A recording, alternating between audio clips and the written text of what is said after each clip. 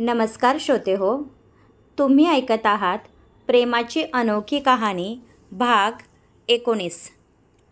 आम्हीच विक्रम आहोत हे अदितीला समजले की काय? ओ गॉड, हिचा गैरसमज दूर करायला हवा, विक्रम मनात म्हणाला. अदिती, मी सांगणार होतो, तू गैरसमज. विक्रम पुढे काही बोलणार, अदिती मोठमोठ्याने रडायला लागली. अदिती, अदिती, काय झालं? तुम्ही रडत का आहात? सर्व काही ठीक आहे ना? अदिती प्लीज सांगा ना. तिला रडताना पाहून विक्रमला त्रास झाला होता. अदितीच्या डोळ्यात तो पाणी पाहू शकत नव्हता. त्याला आतमध्ये काहीतरी तुटल्यासारखं जाणवत होतं. त्याचं काळीज पिळवटून निघालं होतं. बोल ना अदिती. विक्रमने धाडस करत तिचा चेहरा ओंजळीत घेतला आणि अलगद आपल्या बोटांनी तिचे डोळे पुसले. प्लीज अदिती, रडू नकोस ना. आम्हाला त्रास होत आहे, विक्रम काकुळतीला येऊन बोलत होता. अजिंक्य. अदितीच्या तोंडून शब्द बाहेर पडले आणि विक्रमने झटक्यात हात मागे घेतला. कोणीतरी आपल्या छातीत धारदार सुरा खुपसला आहे असं त्याला वाटत होतं. ज्या मुलाचा तो तिरस्कार करत होता त्याचं नाव अदितीच्या ओठांतून ऐकून त्याला खूप त्रास झाला होता. त्याला आत्तापर्यंत झालेला आनंद धुळीला मिळाला होता. तुम्ही बोलले होते ना की विक्रम सर तुमचं ऐकतात. त्यांना समजावून सांगा ना. अजिंक्यला कॉलेजमधून रेस्टिगेट करू नका. त्यांनी कॉलेज सील केलं आहे. अदिती रडत होती. अदितीला अजिंक्यची इतकी काळजी करण्याचं काय कारण आहे हा प्रश्न त्याला सतावत होता. ही फक्त काळजी आहे की आणखी काही? विक्रमचं डोकं सुन्न झालं होतं. मिस अदिती, तुम्ही त्याची इतकी काळजी का करत आहात? विक्रम रागात म्हणाला. अजिंक्य अनाथ आहे. त्याने वकील व्हावं हे त्याच्या आईबाबाचं स्वप्न होतं. तो स्वतःपेक्षा दुसऱ्यांचा विचार जास्त करतो. हे सर्व मला नताशाने सांगितलं होतं. प्लीज सर, तुम्ही विक्रम सरांना सांगा ना. ते तुमचं ऐकतील, अदिती म्हणाली. विक्रमला काही सुचत नव्हतं. अदितीचा रडवेला चेहरा त्याला पाहवत नव्हता. तो स्वतःचे निर्णय कधीच बदलत नव्हता. त्याचे आई वडील असते तरीही त्याने कोणाचेही ऐकले नसते. अदितीने त्याला धर्मसंकटात टाकले होते. आयुष्यात पहिल्यांदा त्याला माघार घ्यावी लागणार होती. त्याला राग येत होता. चुकून हा राग अदितीवर निघाला तर काय होईल याची त्याला भीती वाटत होती.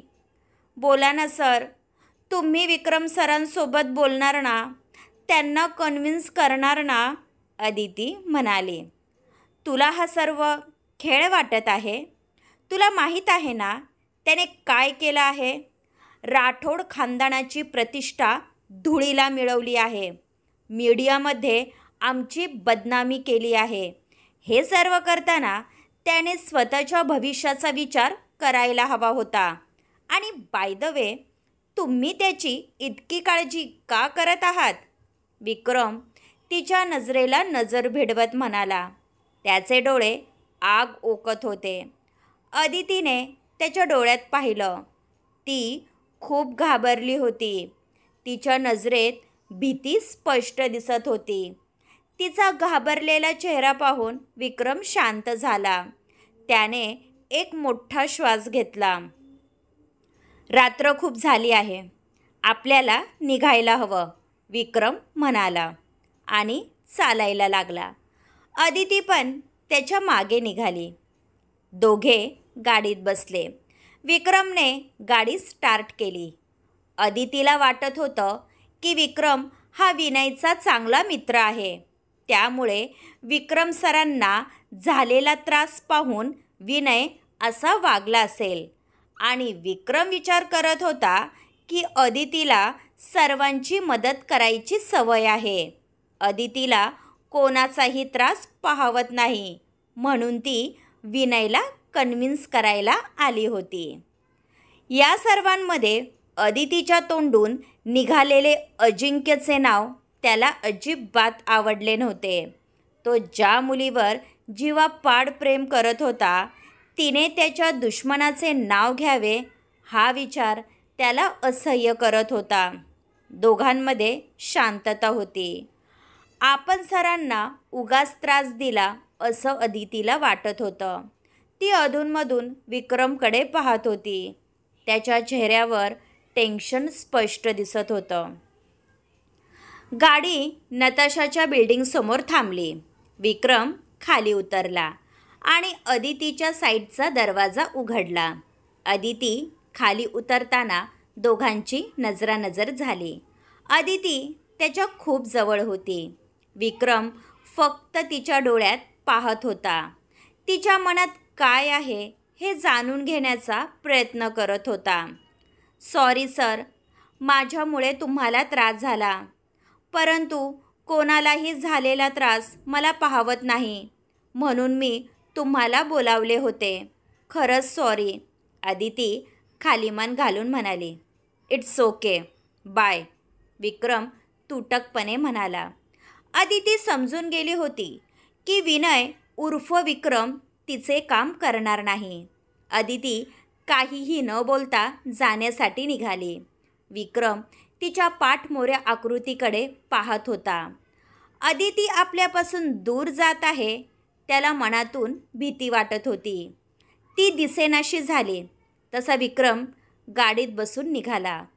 परंतु नेमकं त्याच वेळी नताशाने खिडकीतून पाहिले. तिला चेहरा नीट दिसला नाही. याला आपण कोठेतरी पाहिलं आहे असं नताशाला वाटत होतं. अदिती आत आली. तिचा चेहरा उतरलेला होता. कुठे होती तू? तुझ्यासोबत तो मुलगा कोण होता? नताशा म्हणाली. ते विनय सर होते, विक्रम राठोडचे फ्रेंड. मी त्यांना हे सांगायला गेली होती की त्यांनी विक्रम सरांना कन्व्हिन्स करावं, अदिती म्हणाली. हे देवा, कसं होणार या मुलीचं? अगं वेडी, विक्रम स्वतःच्या डॅडचं ऐकत नाही, याचं काय ऐकणार? जाऊ दे, सोड हा विषय, झोप आता. नताशा बेडवर पडली. अदिती तिच्या शेजारी झोपली. अदू, एक विचारू? नताशा म्हणाली. अदिती, तुला अजिंक्य आवडतो? नताशाने विचारलं. रात्र खूप झाली आहे, झोप, अदिती म्हणाली. तुझ्या डोळ्यात स्पष्ट दिसत आहे. आपण ज्याच्यावर प्रेम करतो त्याचीच काळजी करतो, नाहीतर इतक्या रात्री तू विनयला भेटायला गेलीच नसती. तू तुझे प्रयत्न करत आहे, नताशा म्हणाली. अदितीला काय बोलावं सुचत नव्हतं, परंतु अदितीचे डोळे खूप काही सांगत होते. अदिती खूप वेळ विचार करत होती. आपण अजिंक्यची किती काळजी करतो. त्याला त्रास झाला की मला अस्वस्थ वाटतं. खरंच आपण अजिंक्यच्या प्रेमात पडलो आहोत का? तिच्या मनात विचार येत होता. सकाळी अदिती आणि नताशाने आपली तयारी केली आणि अदितीच्या घरी जाण्यासाठी निघाल्या. सुमनने नाश्ता करण्यासाठी बोलावलं होतं. कॉलेज बंद असल्यामुळे घरीच राहावं लागणार होतं. एक्झाम देता येईल की नाही हे पण माहीत नव्हतं. अदितीने अजिंक्यला खूप वेळा कॉल केला होता, परंतु त्याचा फोन बंद दाखवत होते. अदितीला खूप टेन्शन आलं होतं. अदू, चल निघूयात, आई वाट पाहत असेल, नताशा म्हणाली. अदिती कसल्याशा विचारात हरवली होती. अदू, काय झालं? नताशाने विचारलं. बघ ना, मी अजिंक्यला किती कॉल केले, त्याचा फोन बंद दाखवत आहे. तो ठीक असेल ना? अदितीने विचारलं. डोंट वरी, तो खूप समजदार आहे. थांब, मी रमेशला विचारते, तो अजिंक्यच्या जवळ राहतो. नताशाने रमेशला कॉल केला. अजूनही अदितीच्या जीवात जीव नव्हता. नताशाचं रमेशसोबत कॉलवर बोलणं झालं होतं. अजिंक्य घरी आहे. कालपासून तो कोणासोबत बोलला नाही. त्याला भेटायला रमेश गेला होता. तेव्हा अजिंक्य म्हणाला की मला एकटं सोड. आता घरी जाऊयात आणि डोंट वरी, सर्व काही ठीक होईल. नताशाने तिला धीर दिला. कॉलेजमध्ये जे झालं होतं त्यानंतर अजिंक्य अपसेट होता. त्याने स्वतःला घरामध्ये बंद केलं होतं. एका जुन्या बिल्डिंगमध्ये त्याचा 1 BHK फ्लॅट होता. त्याने घराचे सर्व लाईट बंद केले होते. तो शांत विचार करत बसला होता. आत्तापर्यंत त्याने कधीही स्वतःच्या भविष्याची काळजी केली नव्हती. परंतु त्याच्या आयुष्यात अदिती आल्यापासून त्याने बरीच स्वप्न पाहिली होती. प्रोफेसर देसाई आधीच त्याच्यावर चिडले होते. त्यामध्ये अदितीसोबत त्याचं रिलेशन ते कधीच ॲक्सेप्ट करणार नव्हते. कॉलेज संपल्यानंतर खूप कष्ट करायचं आणि स्वतःच्या पायावर उभं राहायचं, जेणेकरून प्रोफेसर देसाई हे अदितीचा हात त्याच्या हातात देतील. तोपर्यंत अदितीचं कॉलेज पूर्ण होणार होतं. परंतु अजिंक्यची सर्व स्वप्न धुळीला मिळाली होती. तो लाखो मुलांच्या आयुष्यासोबत खेळणार नव्हता. राठोड यांची माफी मागायची आणि दूर कुठेतरी निघून जायचं, हे त्याने ठरवलं होतं. अशा परिस्थितीत तो अदितीचा विचार करू शकत नव्हता. कितीतरी वेळ अजिंक्य एकटाच विचार करत होता. हॅलो आंटी, नताशाने सुमनला मिठी मारली. काय ग, किती उशीर, कधीची वाट पाहत होते. अदू, तुझा चेहरा का उतरला आहे? सुमनने विचारलं. कॉलेजमध्ये जे झालं त्यामुळे अदिती अपसेट झाली आहे, नताशाने सांगितलं. तिचे बाबा पण खूप टेन्शनमध्ये आहे. रात्री नीट जेवणसुद्धा केलं नाही. आता पण रूममध्ये विचार करत बसले आहे, सुमनने सांगितलं. बाबा घरी आहे? अदितीने विचारलं. हो, त्यांना भेटायला जाऊ नकोस. आधीच त्यांची मनस्थिती ठीक नाही. तुम्ही दोघी बसा, मी खायला आणते. सुमनने दोघींना नाश्ता दिला. दोघी काहीही न बोलता खात बसल्या. प्रोफेसर देसाई आपल्या रूममध्ये विचार करत बसले होते.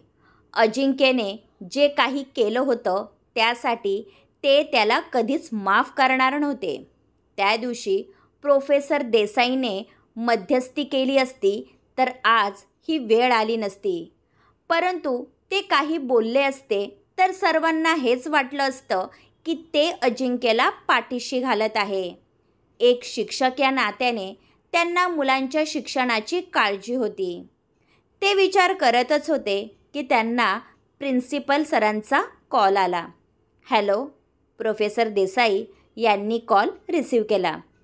प्रिन्सिपल जे काही सांगत होते ते ऐकून त्यांच्या चेहऱ्यावरचे भाव बदलत होते. प्रिन्सिपल सरांनी फोन ठेवला.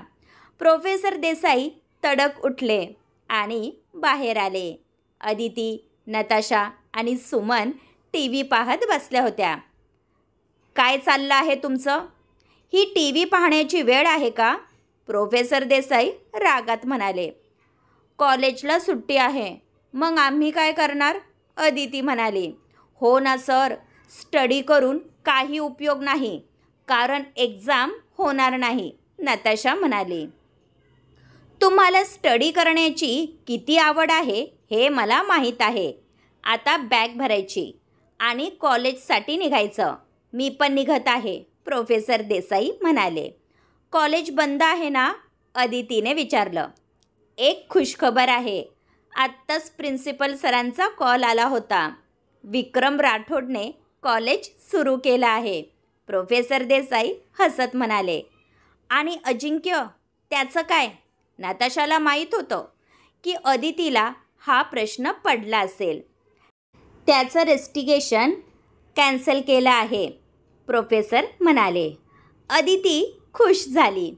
तिच्या चेहऱ्यावर भली मोठी स्माईल आली होती. नताशा, ऐकलं तू? बाबा काय म्हणाले ते? आता लवकर, आजपासून फुल टू स्टडी करायची, अदिती म्हणाली. दोघींनी बॅग घेतली व जाण्यासाठी निघाल्या. थांबा, किती ती घाई, टिफिन तर घेऊन जा, सुमन म्हणाली. नको आई, आम्हाला भूक नाही, अदिती म्हणाली. हो आंटी, आज आम्ही पार्टी करणार आहोत, नताशाने सांगितलं आणि दोघी नताशाच्या गाडीत बसून गेल्या. नताशाला थोडं विचित्र वाटत होतं. विक्रमने अचानक स्वतःचा निर्णय कसा बदलला असेल हे तिला समजत नव्हतं. पाहिलं नताशा, मला माहीत होतं की विनय सर माझं काम नक्की करणार. त्यांनी विक्रम सरांना कन्व्हिन्स केलं असेल, अदिती म्हणाली. तू विनयलाच भेटली होती ना? एका रात्रीत असं कसं होईल?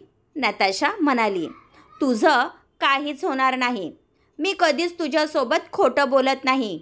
ऐक ना नताशा, थोडं पुढं महादेवाचं मंदिर आहे, तिथे गाडी वळव ना. अजिंक्य एक्झाम देणार, त्याची स्वप्न पूर्ण होणार. मला देवाचे आभार मानायचे आहे, अदिती म्हणाली. ठीक आहे, परंतु मी मंदिरात येणार नाही. तू जा, मला महत्त्वाचं काम आहे, नताशा म्हणाली आणि गाडी मंदिराच्या आवारात थांबवली. अदिती गाडीतून उतरली आणि मंदिराच्या दिशेने गेली. नताशाला एक गोष्ट खटकत होती. विक्रम हा विनयचे का ऐकल? असं असतं तर शालिनीने त्याला कन्व्हिन्स केलं असतं. आफ्टर ऑल ती विक्रमची बहीण आहे. रात्री ज्याला तिने अदितीसोबत पाहिलं होतं तो विनय वाटत नव्हता.